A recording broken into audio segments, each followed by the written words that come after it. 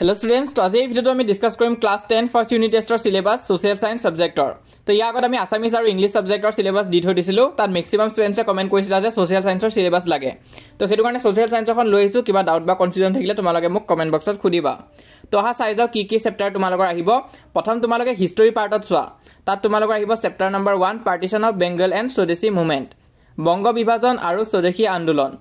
এই চেপ্টাৰটো ধুনিয়াকৈ কমপ্লিট কৰি ৰাখিবা। তো যোৱা বছৰ মই ভিডিও দি থৈ দিছিলো ইংলিশ মিডিয়ামৰ কাৰণে আৰু এই বছৰ আসামিজ মিডিয়ামৰ কাৰণে ওয়ান শটো দিয়া হৈছে।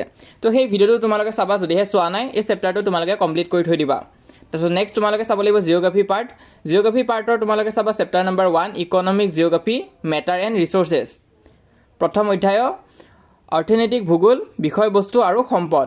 এই চেপ্টাৰটো ধুনিয়াকৈ কমপ্লিট কৰি ৰাখিবা। হিষ্টৰী আৰু জিওগ্ৰাফি পাৰ্টৰ পৰা এই দুটা চেপ্টাৰ ধুনিয়াকৈ চাই থৈ দিবা।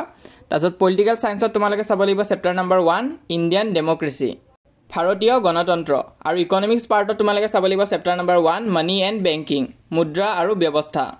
তো এইকেইটা চেপ্টাৰ আছে, গোটেইকেইটা পাৰ্টৰ পৰা এটা এটা চেপ্টাৰ আহিব তোমালোকৰ। সেই চাৰিটা চেপ্টাৰ ধুনিয়াকৈ কমপ্লিট কৰি ৰাখিবা। তো ম্যাক্সিমাম ডিস্ট্ৰিক্টৰ ইউনিট টেষ্টত এই চেপ্টাৰখিনি আহিব। আৰু যদিহে তোমালোকৰ স্কুলত বহুত দেৰিকৈ এক্সাম হয় তেনেহ'লে এটামান চেপ্টাৰ এড হ'ব পাৰে, কিন্তু ম্যাক্সিমাম জায়গাত এইখিনি চেপ্টাৰে আহিব।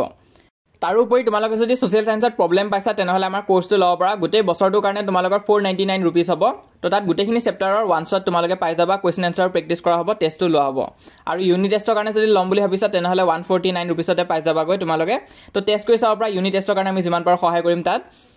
তো আমাৰ ওচৰত বৰ্তমান ইংলিছ আৰু সোশ্যাল সায়েন্স দুটা কাৰণে কোৰ্স আছে। তোমালোকে যদি ল'ম বুলি ভাবা তেনেহ'লে পিন কমেণ্টত দিয়া নাম্বাৰটোত কণ্টেক্ট কৰিবা, ডেছক্ৰিপশ্যনতো দিয়া থাকিব। তাৰোপৰি হোৱাটছআপ চেনেলটো জইন কৰি থাকিবা, তাত যিমান পাৰো আমি ফ্ৰীতে সহায় কৰি যাম আৰু যিমান তোমালোকক ষ্টাডি মেটেৰিয়েলছ লাগে তাত প্ৰভাইড কৰা হ'ব। তো ইউনিট টেষ্টৰ কাৰণে আমি এতিয়া সাজু হ'ব লাগিব। তো তোমালোকে হোৱাটছআপ চেনেলটো জইন কৰি ৰাখিবা, লিংকটো পিন কমেণ্টত দিয়া আছে। আৰু এইটো হৈছে আমাৰ ইনষ্টাগ্ৰাম পেজ। তোমালোকে যদি ইনষ্টাগ্ৰাম ইউজ কৰা তেনেহ'লে তাতো আমাক ফ'ল' কৰিব পাৰা। আৰু যদিহে ইউজ নকৰা কোনো কথা নাই, আমাক ইউটিউবত তোমালোকে ছাবস্ক্ৰাইব কৰি ৰাখিবা। আমি ইউনিট টেষ্ট এক্সামত যিমান পাৰো সকলোকে সহায় কৰি যাম।